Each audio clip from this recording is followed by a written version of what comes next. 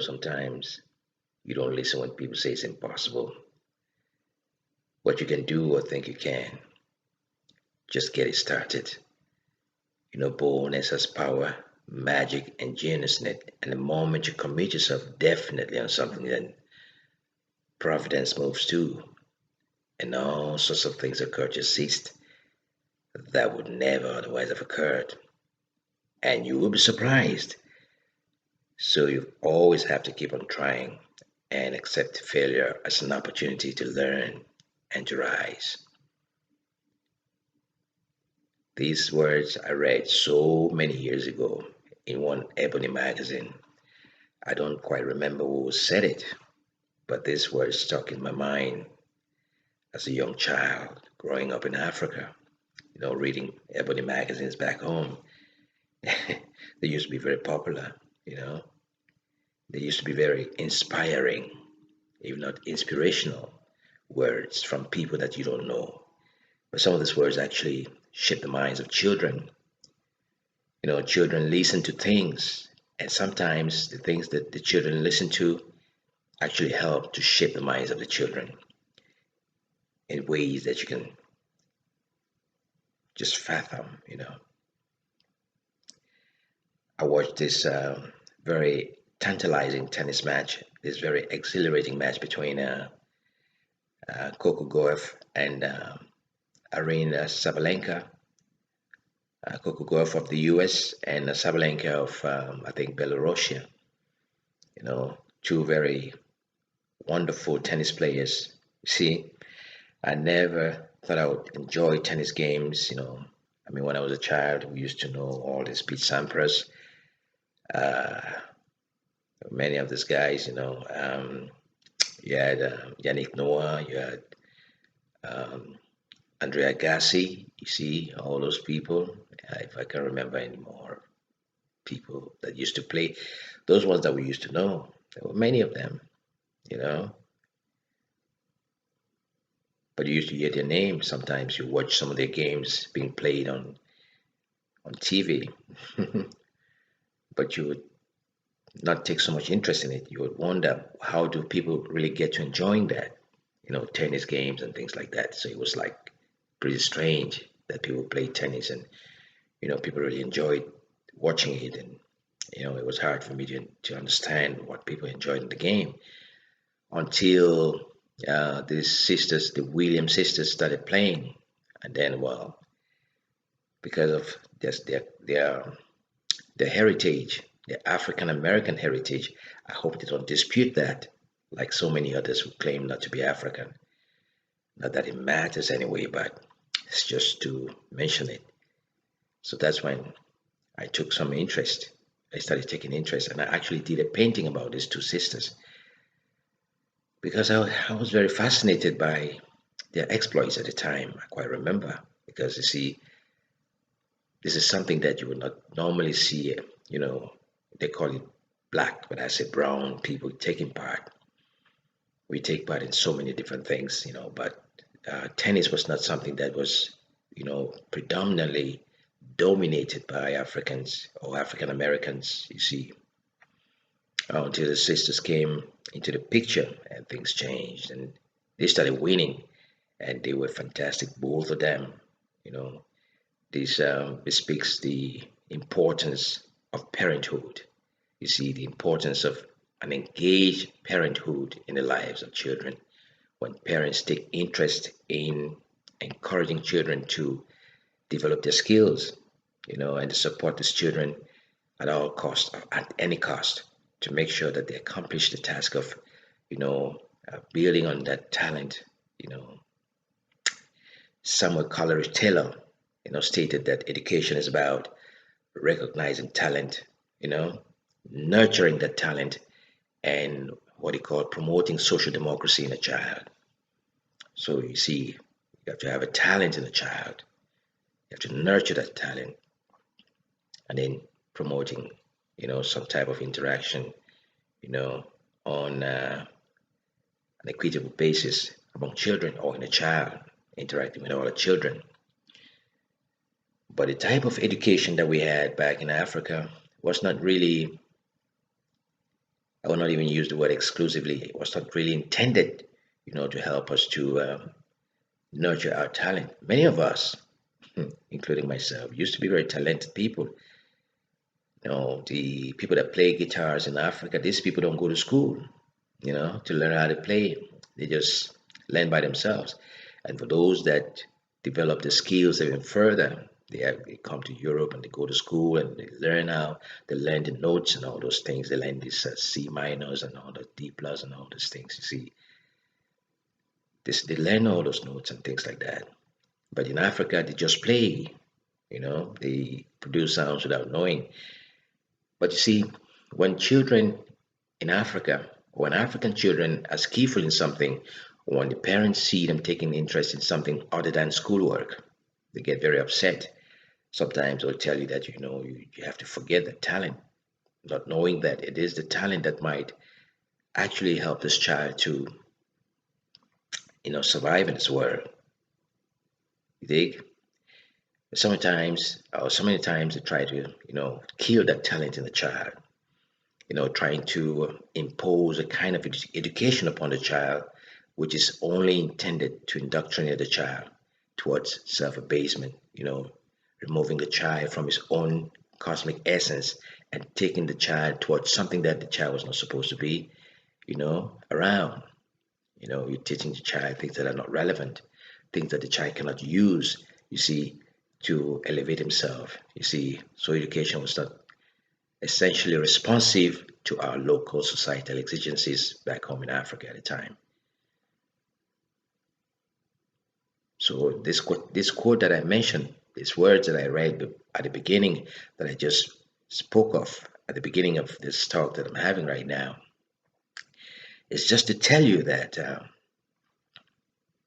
you have to believe in yourself. The tennis match that I watched, Coco Gauff is just 19, and this is the U.S. Open competition. But somebody watching it now, if there was an alien that came, from nowhere, from space or wherever, and is watching all these people that are cheering for this home-based tennis player called Coco Gauff, the 19-year-old, the alien would be wondering, but how come this little girl? It's so wonderful, but this is years of training and dedication, sacrifice. You see, and personal grit. Don't give up. You have to believe in what you're doing. And it doesn't just suffice to believe. You have to have, you see, the guidance. You have to have the people around you to motivate you. Most times, most of the times in Africa, you're always alone. No one is there to support you when they see you with a talent. The talented children in Africa, most of the times they don't even have no one to encourage them. Sometimes you hear people even discouraging them and even insulting them, telling them that they're wasting their time. That is why many Africans don't take part in some sports. You see things like, you know, athleticism and things like that. So you have seas all over. We can swim in the sea. We can swim in the rivers, but we don't compete in swimming. We don't compete in cycling. We are totally absent in many disciplines in the world. You know. So you see, Coco Gauff has won the U.S. Open 2023, and she was given 3 million US dollars, and Irina Sabalenka got 1.5 million dollars prize money. And they have actually normalized these prizes between the men and the women. You see, so the men and the women get the same. So the men that play in the US Open get the same amount of prize money as the women, which is fair enough. That's how the world should be. You know, women and men should have everything equal. Yeah, they should have it equal. If you do some certain work, you should have equal pay. I believe in equality. I believe in egalitarian justice, which is the ways of that's the way of the Most High. When you talk about interactive socialization, when you talk about deliberative interdependence, which, as I've always held, will help us deal with this problem of conspiratorial integration, which only generates immoral dependencies. When you talk about equity, when you talk about fairness or justice as fairness, you're talking about equal pay. You're talking about equal opportunities. You're talking about down with racial discrimination, down with sexism and all those types of things, you know. But I want to take a different approach with this little talk that I'm having, this little reflection that I'm having now. You see, it's not essentially political. This more of a reflection that is based on, recognizing the talent in people, the young people, and trying to push these people to the limit. I want to talk about African children. I want to talk about, I want to question why Africans are stuck.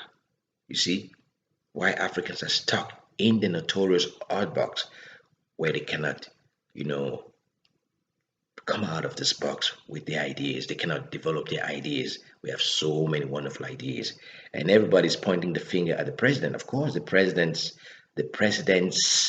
as a plural, of the countries of Africa, of the pseudo countries of Africa, are supposed to be there to inspire the people. But you see, you don't inspire people who are not talented. If someone is talented, then you inspire the person to develop their talent. But I want to ask this question: why is it that Africans don't want to dig inside? They don't want to look within them, you know, to look for answers within them to the solutions of the problems that are plaguing their societies.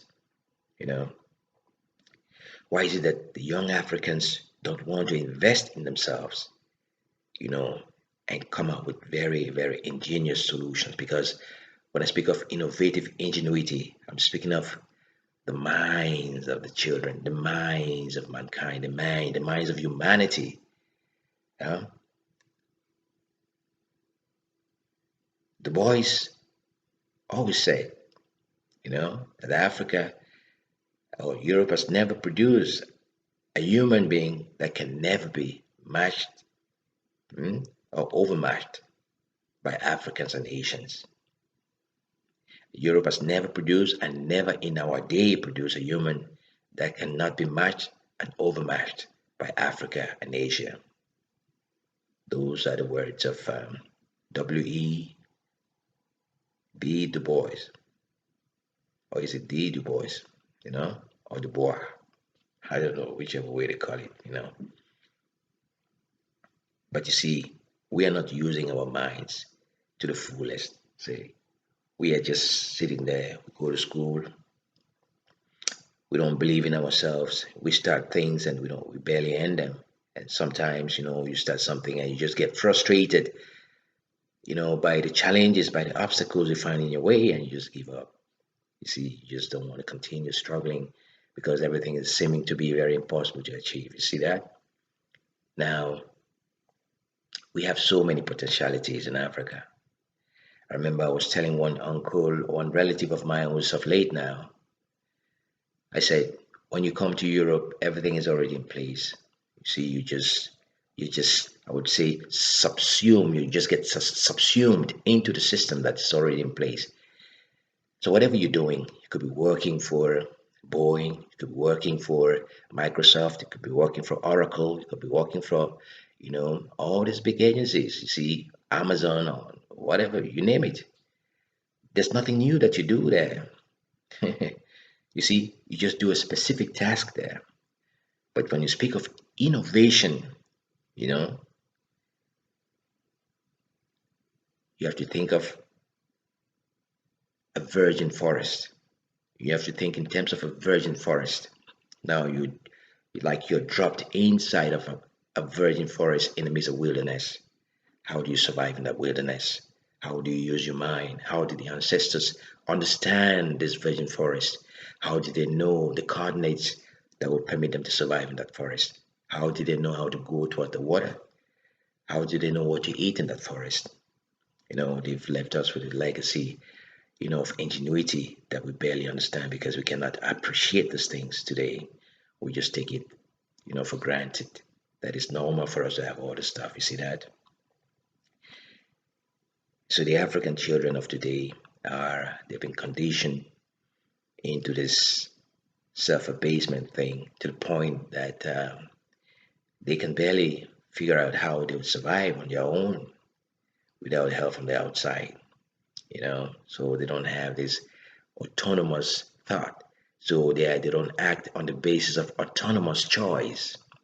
The Africans barely can survive on their own, in their own societies because they are not in alignment with the cosmic forces that govern the forces in the ancestral African societies.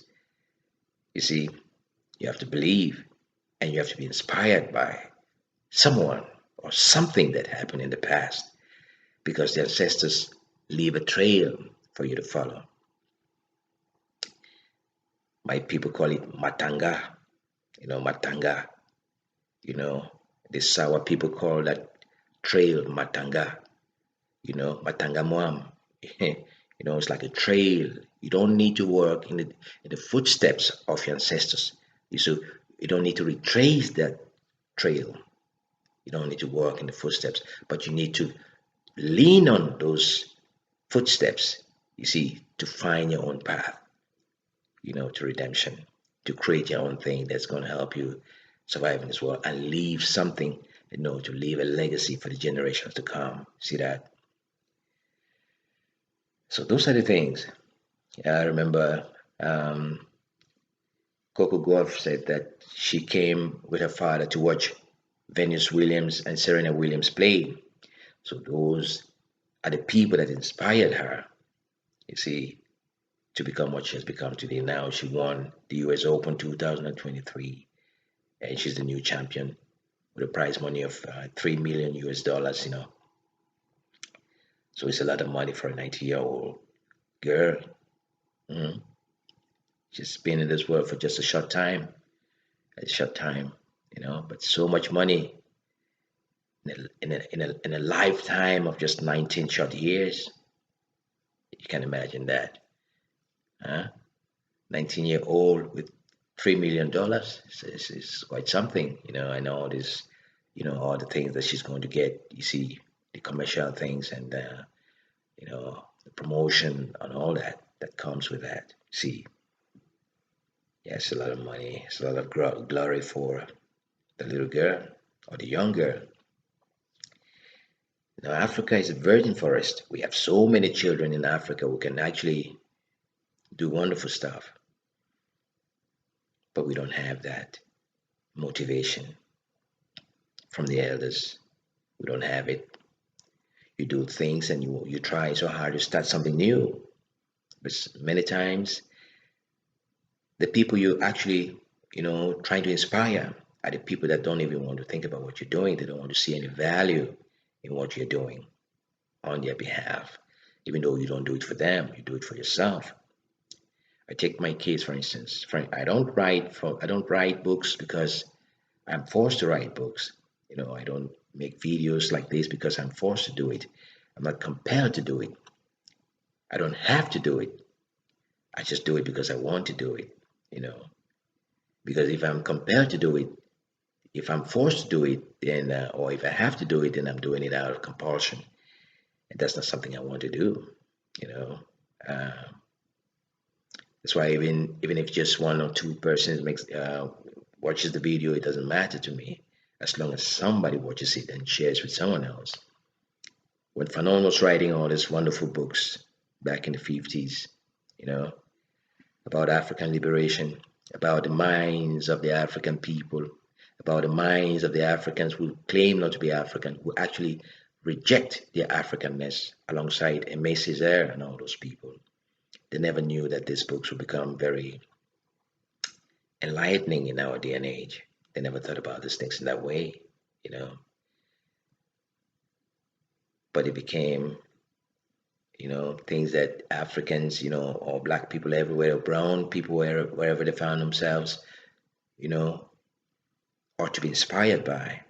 Fanon wrote about, black skin, white mask, dissecting the minds of the, you know, domesticated brown person or brown people. He writes about a woman called Mayot Capesha, who rejected her own self because she's looking at herself through the eyes of someone else, the boys speak of double consciousness. He calls it double consciousness, the concept of, or that notion. You see, looking at yourself through the eyes of somebody else. You know, black skin, white mask. All these great men, these great educators of the past, they had a certain way of, coming up with their ideas. They wrote these things and, try to derive all these terms, these notions, in a way that would captivate the minds of the generations to come. You see, double consciousness, looking at yourself through the eyes of someone else. You see, yeah, black skin, white mask was, a quintessential element of double consciousness. You see, a quintessential depiction of that notion. You see, so those are the things. We don't look at ourselves. We don't dig within us. We don't do introspective intuition. We don't dig. We don't do introspection in order to gain intuition of ourselves. You see, of our own thought patterns. Not to even think about, not to only think about what the Europeans came and gave to us, because what the Europeans brought to us only helped to acculturate us, and thereby alienating us from our own ancestral societies, and so we're not in alignment with the cosmic forces that govern the structure of our own societies. So we don't see any value in our societies because our societies have been constantly besieged. You know, they've been devalorized all the time. We don't even see any value in ourselves. You see a child with some talent, instead of trying to encourage that child to develop that talent, you only speak of difficulties that the child will find if the child continues to depend on the thought that he or she can someday, develop that talent into becoming somebody of substance based on the talent that he or she has. But we have to dare to believe. We have to dare to believe. I don't want to speak of dreaming. I don't want to speak of dare to dream. We have to dare to believe in ourselves. We have to dare to believe, in our own capacity, you see, to elevate our cognition, our conscious mental processes, in a way that would permit us, to be responsive to our local societal exigencies, beginning with our own selves, solving our own problems, you see, providing for ourselves by our own minds. You don't live in Africa. All these things that we have in Africa, we have leaders who don't see any value in our own surroundings, in our own ecology, and they're going all the way to Russia to beg for food when the Almighty God has blessed Africa with the most fertile land on the world, or in the world, or on earth. But we're going to Russia to beg for food. You dig? You see, how can you interpret that? People don't respect you.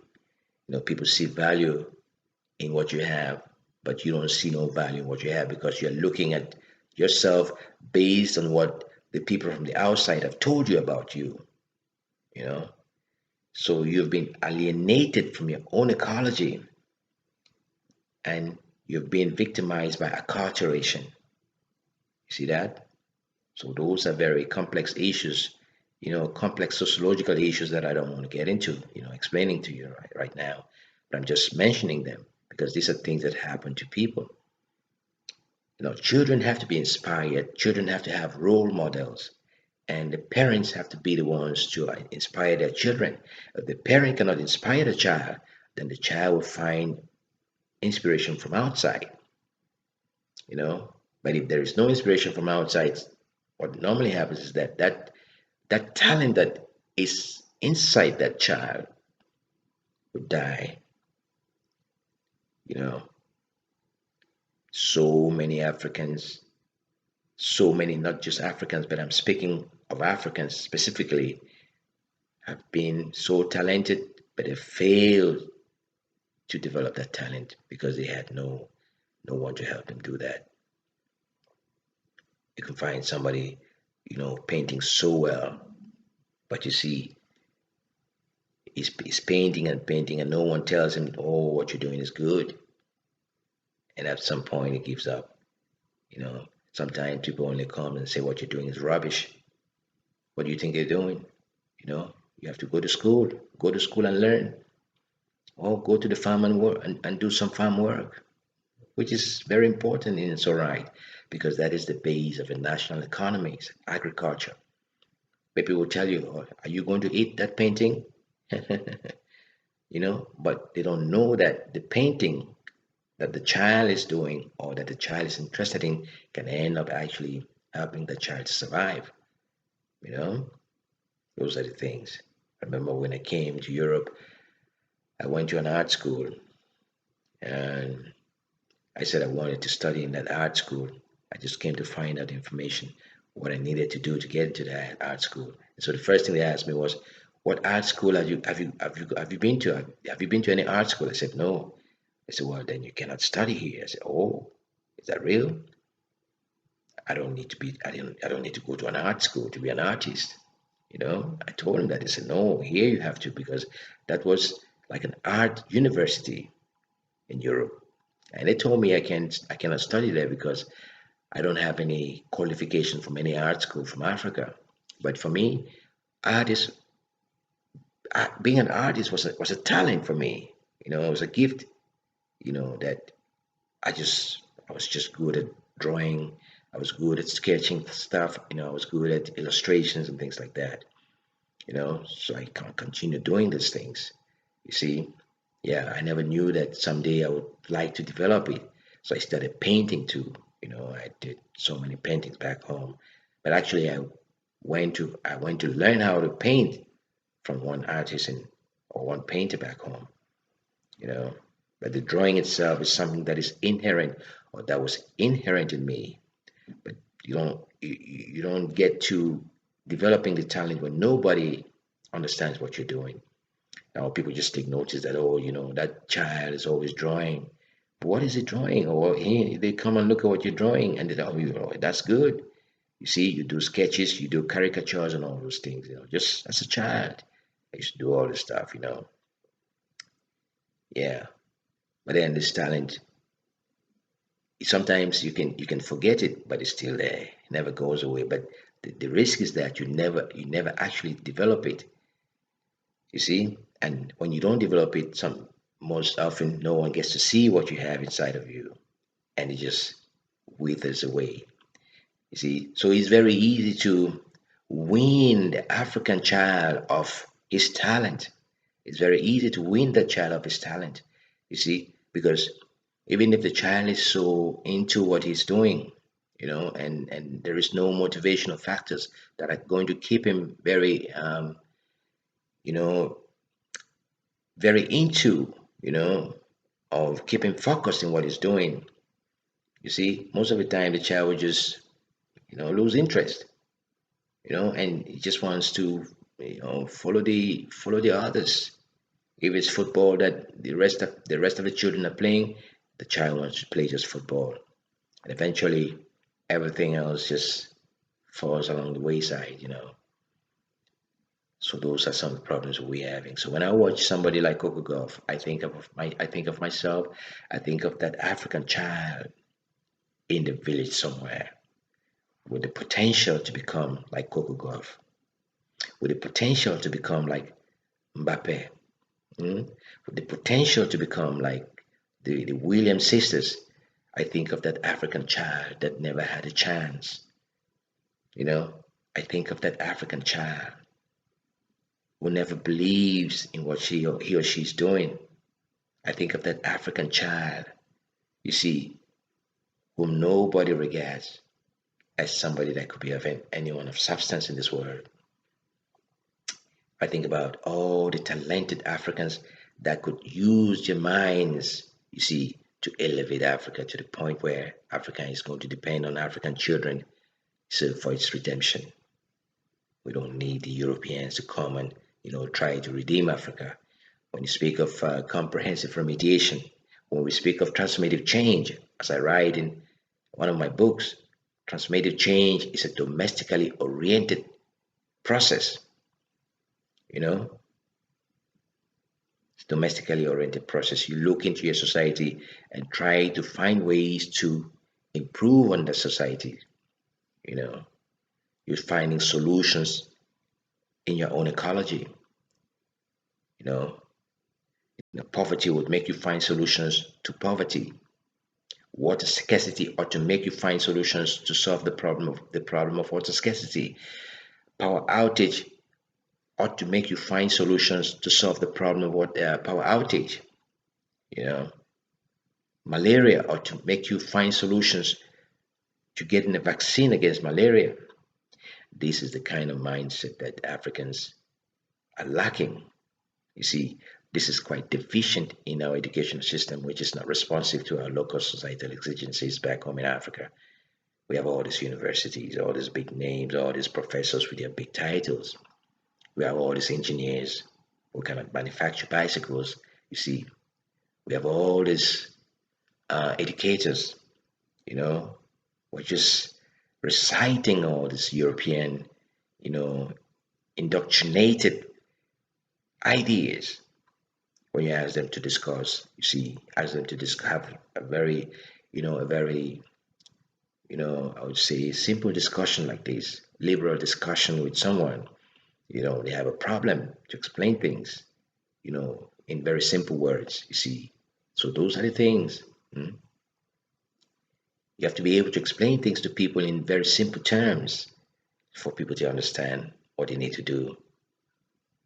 All these people making all these complex, websites, as complex programs to use, those people, they don't make a lot of money. The people that make a lot of money are the people that design very, very simple things, that so many people can use. You know, that's how it is. Africans, we have all these problems, so much potentiality in our various countries in Africa, but we don't see those potentialities because we want to become like Europe overnight. We want to become like Asia overnight, or like America overnight. We don't understand that we need to build. We don't understand that we need to focus on our talent, on our God-given talent. It's inside of us. We have to use our minds. We have to use our labor. We see the Marxists speak of labor as an activity in which the basic human faculties are manifest. You know, that's how the Marxists describe labor. You see, it's the basic human faculties. You see, the faculty of thought and all those things. We don't use it enough. We want everything that is tailor made for other societies. We want to just transpose those things to our own societies. And the problem is that these things normally do not work in our societies because our societies are not constructed in the same way as other societies elsewhere. Even when you speak of engineering, you want to build a house in a volcanic town. You see a nice house in Europe, you want to go and replicate that same house in your country, oblivious of the fact that the place where you want to go and replicate this house is volcanic. you know, you have earth tremors, and then you build this house there, and very soon you have these earthquakes and all these things, tremors, and the house, you know, vanishes. You see, so those are the things we have to start to look more into possibilities. We have to start to think more in terms of solutions, not in terms of problems. Yeah, looking at problems and thinking in terms of finding solutions to addressing those problems. Not looking at those problems as impossibilities or things that are going to be impossible for us to address as African children. Anyway, I just wanted to make this quick reflection. I don't want to make it too long because whenever you see talent in children, it's good to, encourage the children to keep working on the talent. Doesn't matter what they do, because talent is very important for children to develop.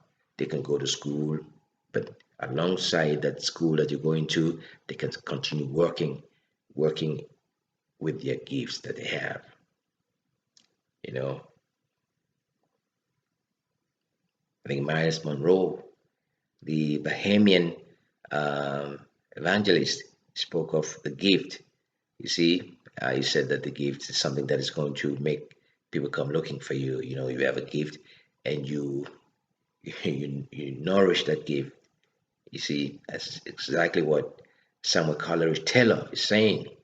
If you have something inside of you and you polish it, mm, see, people are going to come looking for you because you said the gift is like a fruit. We have all these fruits in Africa, but we don't, we don't want. It's like a seed that gives you a fruit, something like that. He was saying this in some of his inspirational speeches that he was making before he passed on. See, when you have the fruit doesn't go anywhere. You have to go to the tree to get the fruit.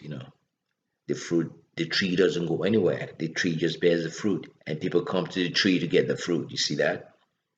Yeah. So we have the fruits in Africa.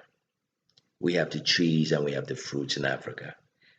We just go collect the fruits, and we don't think about, how to maximize the uses of the fruit that we bear, or that we have within us in Africa. You know, you eat you go and get a mango from a tree. You eat the mango, and the seed that you get from the mango, you just crush it and destroy it, not knowing that that seed of the mango you can actually go and plant it somewhere, and it's going to germinate and produce more mangoes for the society, even for people are going to come later in life. See, some fruits that we even eat are fruits that were, planted by birds. See that? The birds, they planted so many fruits for us to eat. If you ask the humans, how many trees have you planted in this world? You know, Many people would not even remember if they planted even one single tree, you know. So those are the things. We have to look into our environment and try to find very simple solutions that are going to uplift us, our material condition as African people. You cannot continue depending on Europeans for solutions to our problems. We have the African Union depending on the European Union for funding. Now, if somebody is giving you money, yeah, someone is funding you, how would you fight against that person? You see, the hand that feeds you is the hand that dictates on what you're supposed to do. Because if there is no food that comes from that hand, you're going to starve. You dig? Now, are you saying that you want to be independent? You're calling yourself independent African countries. You are independent, but you're still largely depending on European countries.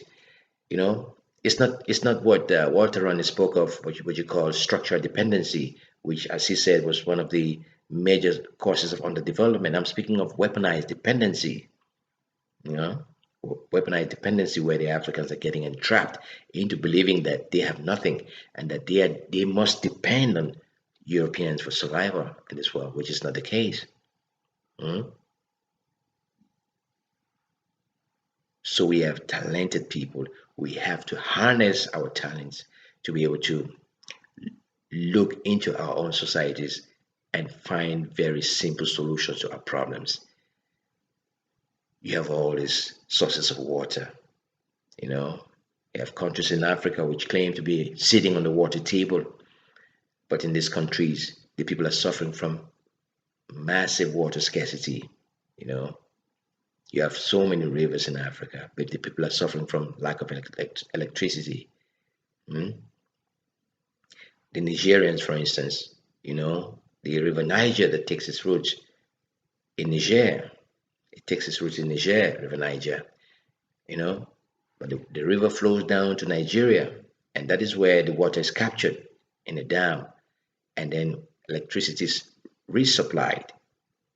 Electricity is supplied to Niger by the Nigerians. Cannot imagine that. You see, water starts in your country and it flows to another country. That second country builds a dam to capture the water to, generate electricity and resells or sells that electricity to you where the dam is or where the water takes its roots, you know. So you see, that's why Africans are incapacitated. They have the talent, but they are incapacitated. You see, there is quite a sorrowful absurdity if you think about this misfortune that has befallen the African people, not being able to look within themselves to find simple solutions to their problems or to the problems that are racking their societies. Mm? Problems of the lack of ingenuity, problems of domestication, problems of, um, you know, laxity. Hmm? Yeah, problems of many problems, man. Problems of powerlessness. You see, all of these problems stemming from domination and oppression, which I would otherwise speak of in terms of human domestication in my treatise on human domestication. You dig? So those are the things. So whenever I see a young person who's able to develop their talent to the point where they can actually express this talent to the world for the world to see, it always gives me such special delight. I'm always very impressed. I'm always very happy to see that, like what Coco Gauff just did. You know, so many 19-year-old girls and boys are going around smoking cigarettes. So many of them are loaded with some kind of talent, which they never bothered to develop. Coco Gauff could be good in other things. She could be good in studying economics or mathematics or biology or whatever. But the talent itself is going to take her to places where her education in those subjects would never take her to, you know. So those are the kind of things that we have to, start thinking. Those are the ways that we have to start thinking about things in Africa in general. That school is just one way to survive. School is just one way to survive. Might be the most reliable way, but it's not the only way.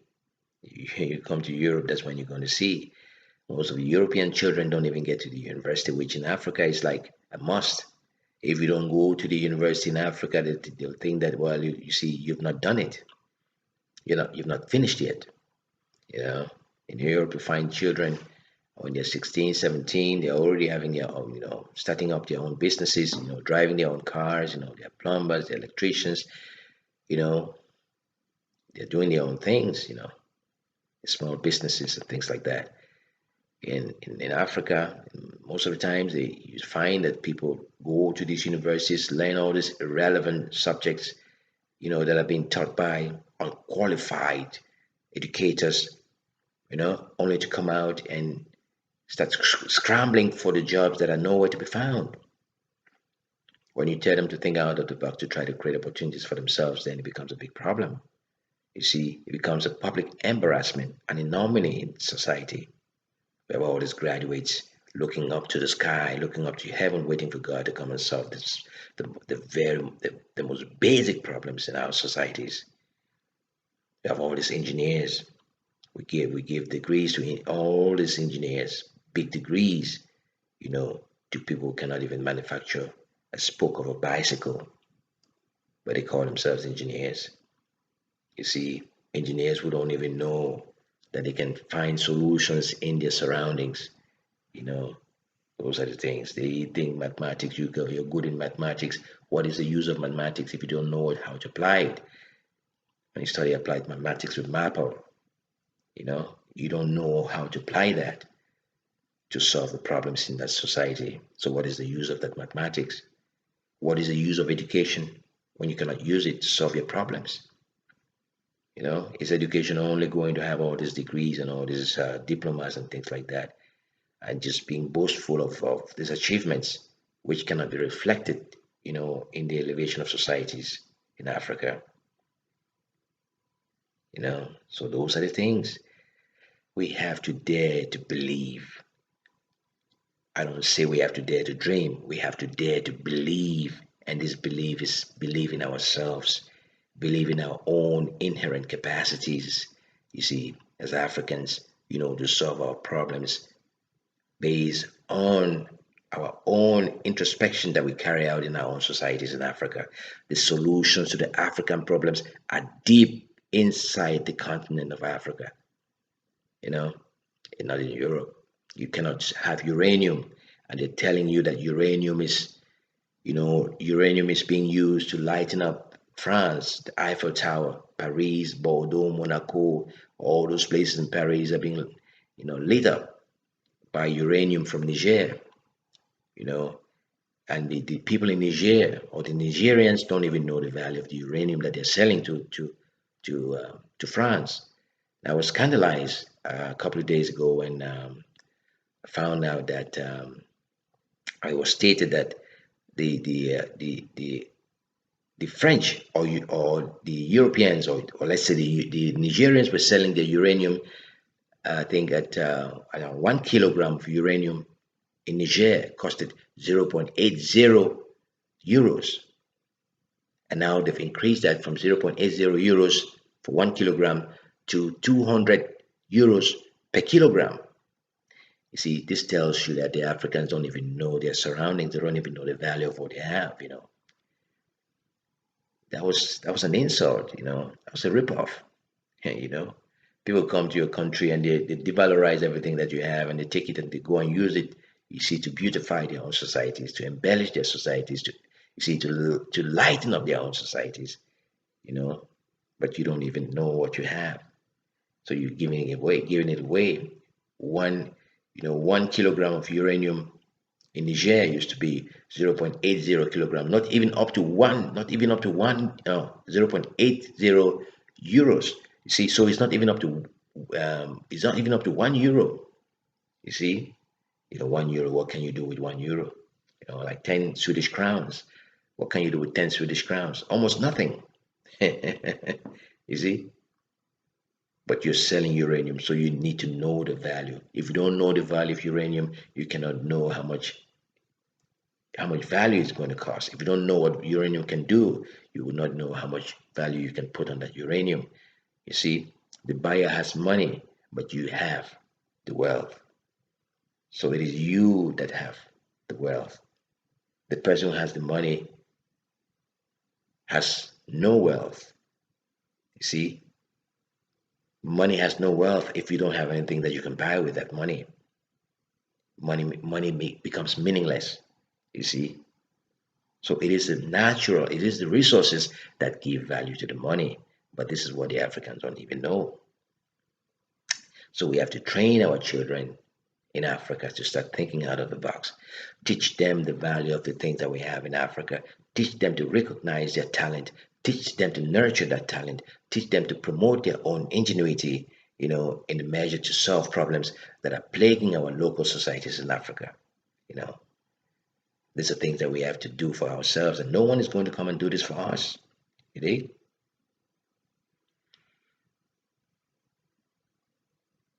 Yeah, you would imagine that Africans will start thinking like this after all these years of all this scorn in the world.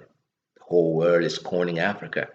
You have all these minerals in Africa, but you're the wretched of the earth, as Frantz Fanon states, the wretched of the earth in his book. The book title is titled "The Wretched of the Earth." It's speaking of this travesty of intellectualism. You see, scarcity in the midst of abundance. You know, you see, you have all these minerals, all these riches, but you're poor. And some people in America, they're calling you, in the West, they're calling you shithole countries, while others in Europe, they're calling you the jungle. And they themselves say they're in the garden that has no minerals. The garden is using the minerals in the jungle to beautify the garden, while the jungle, which is loaded with minerals, is in total darkness, in total obscurity, in a total state of disorientation. The people are running around in this jungle, not knowing exactly the value of the things that they have inside this jungle, you see. So those are the things that are plaguing our people. You see, well, it's a distressing poverty of sanity, that Africans can have all this wealth all over them in every single African country, but they cannot maximize the use of this wealth, you know, to elevate their material condition as African people or as human beings, if you want. That's pretty sad if you think about it. Mm. We have to we have to hold ourselves accountable as African people. We have to be able to hold ourselves accountable. Have to ask these questions to our people. All these educators who are sitting there and you know brandishing all these flamboyant degrees and titles and all that, and cannot even solve the most basic problems that are plaguing societies in Africa. You know, they come to the Western world with their big shirts and ties and suits, and they speak the language of the Queen, but they cannot even solve very basic problems back home. You know, they hold all these conferences. They speak to the white folk. They have they answer questions and things like that, and then they go back to the dust. They come and see all the beautiful streets in Europe, nice streets and clean streets, and they go back and they're driving their cars, roads that are loaded with potholes and things like that. Uh, who is going to change these things for them? Who's going to change this conditions for the African people? You know, sometimes it feels as though the Africans think that they are living, there's another world that they're going to live in. So they tend to think that they are spectators in this world. You know, the Africans tend to think that they're spectators in this world. And everybody else has to make something for them to use. They don't think that they can make something that other people can use. But this is all about the kind of education that we had as African people, and we're still having now, because most of the books that we read back in the days were books that were written by Europeans. And even if we write books today, the Africans don't even read these books. We write books trying to teach Africans, to go out of this notorious odd box, as I call it, you know. But even if you write the best book, I don't call it the best book in quotes, with an African name on the book, the European books will still prevail in Africa because the minds of the Africans, you see, have been totally domesticated. Walter Ronnie speaks of this domestication. He said, you see, the I don't really know exactly, I don't remember the exact words, but he said the Africans have been, you see, did he say domesticated? You know, to the extent that it has convinced Africans of their inferiority. The rate of self abasement is so stupendous to the extent that it has convinced Africans of their inferiority. Those paraphrasing, I don't know exactly if those were the words that he used. So those are the things. It's pretty interesting if you think about all these things. Mm. Scarcity in the midst of abundance. I call it viral impotence. You tell a man is saying that he has a big penis, viral impotence, a big penis, but a penis that cannot impregnate a woman. So what is the use of that penis? That's viral impotence. You know, you have a penis big and erect, but you cannot use that penis to get a woman impregnated. You cannot use that penis to perpetuate life. So what is the use of that tool? That is what Africans have. You see, as a burden. It's a burden on the African conscience. But this burden, this very burden ought to jolt the African conscience. And people have to start asking themselves these questions. You know, what are we doing? Why are we in the state in which we are? What is going on? Why can't we get out of this situation? Why must we always be attendant beggars? Why must we always be looked upon as the wretched of the earth in these shithole countries, as those other ones have, called us or have referred to us, very scornfully and in a very deliberate way?